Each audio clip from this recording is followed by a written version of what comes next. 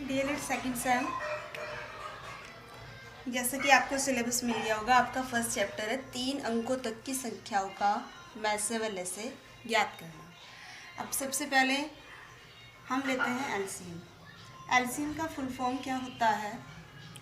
इसको हम लैसे पै भी लिखते हैं, कई किताबों में लिखा होगा लैसे पै। लैसे पै का मतलब क्या होता है? लघुत्तम समापवर्त्य।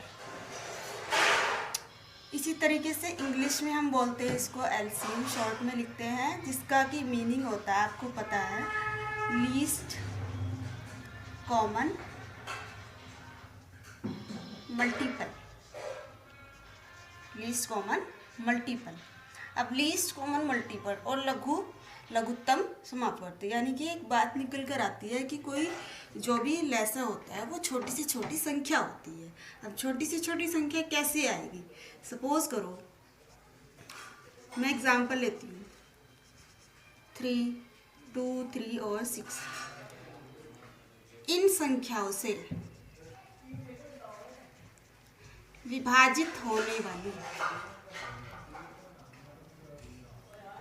वाली संख्याएं बताइए। कौन कौन सी हो सकती हैं? 6, 18, 36, 48, 72 and so up to on you can take other numbers. अब देखो, अब ये सारे नंबर्स जो हैं ये आपके गिवन नंबर्स से सभी से विभाजित हैं।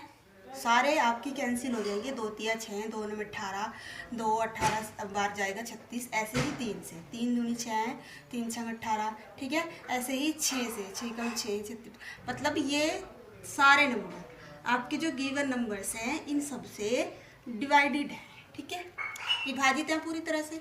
अब जो लैसे कहता है वो ये कहता है कि ऐसी छोटी से छोटी संख्या होती है, किन्हीं दी गई संख्याओं का लघुत्तम समापवर्त्य ऐसी छोटी से छोटी संख्या होगी जो आपकी दी गई संख्याओं से पूरी तरह से विभाजित हो। अब विभाजित तो सारे हैं, लेकिन इसने क्या बोला सबसे शुरू में? छोटी से छोटी संख्या। अब छोटी से छोटी संख्या कौन सी है यहाँ सबसे छोटी?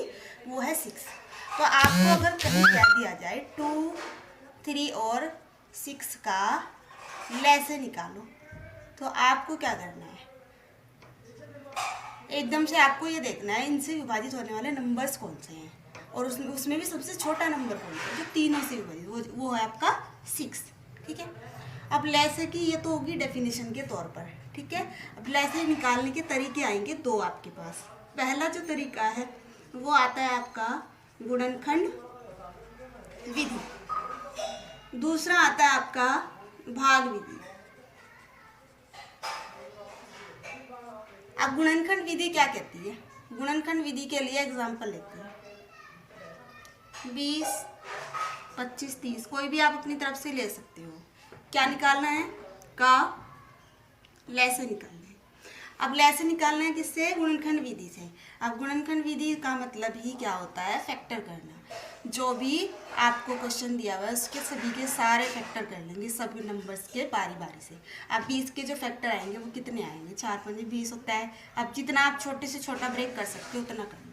25 के 5 5 25 हो जाएंगे। ऐसे ही 30 के क्या जाएंगे? 6 5 30, 6 को फिर से ब्रेक कर लो, ठीक है। अब जो लैसे होता है, अब यहाँ पर लैसे निकालने का तरीका क्या है? ठीक है, यहाँ पर लैसे निकालने का तरीका होगा आपका, जितने भी नंबर है पहले वो देखो, 2 है, 3 है और 5 है। अब जो 2 नंबर है, ये जो 2 संख्या है ये कितनी बार आएगी और कहाँ पर सबसे ज़्यादा है? जहाँ पर सबसे ज़्यादा है वो उठा लो। कितनी बार है? 2 बार। अब ऐसे ही अगला नंबर 3 लिया आपने, सपोज करो। अब 3 जो है कितनी बार है? एक ही बार है, तो आपने लिख लिया। इसके बाद आपका 5 है। 5 कितनी बार हाईएस्ट है? 2 बार हाईएस्ट है, दोनों बार लिख लोगे। अब जो आंसर बनेगा वो कितना बनेगा? 2 दूनी 4 तिया 12 पंजे 60 पंजे 300 बन जाएगा आंसर, ठीक है। इसी तरह से आप भाग विधि ले लो। भाग विधि में भी यही एग्जाम्पल ले लो, ठीक है। भाग विधि में सिंपल एलसीएम निकालने का तरीका आपने बचपन में भी सीखा होगा। कैसे निकालते हैं देखेंगे। इसको सबसे पहले छोटे से छोटे नंबर से काटते जाते हैं, ठीक है, ऐसे कैंसिल होते जाएंगे। अब देखो 25 तो जाएगा नहीं 2 से, ये जाएगा 15 बार 2 से, 2 ही कम 2 और 2 पंजे 10। ऐसे ही अब फिर 2 से देखो, 2 पंजे 10 भी जाएगा। जो नहीं जाता है, नहीं कैंसिल, तो उसको हम जुका को लिखते जाते हैं, ठीक है, क्योंकि ये 2 के टेबल में नहीं आते, इसलिए हमने ये जुका तो लिख लिया। अब हम क्या करेंगे, 3 से देखेंगे। 3 से देख के कोई कैंसिल हो रहा है, हाँ बिल्कुल ये हो रहा है, तो देखो ये दोनों कैंसिल नहीं होंगे, दोनों जुके तो लिखेंगे। इसके बाद 15, 3 पंजे 15। अब ऐसे ही 5 से करोगे, 5 एकम 5, 5 पंजे 25, 5 एकम 5, अब फिर 5 से। अब देखो ये सारे जो नंबर है, इन सबके कर लोगे आप मल्टीप्लाई।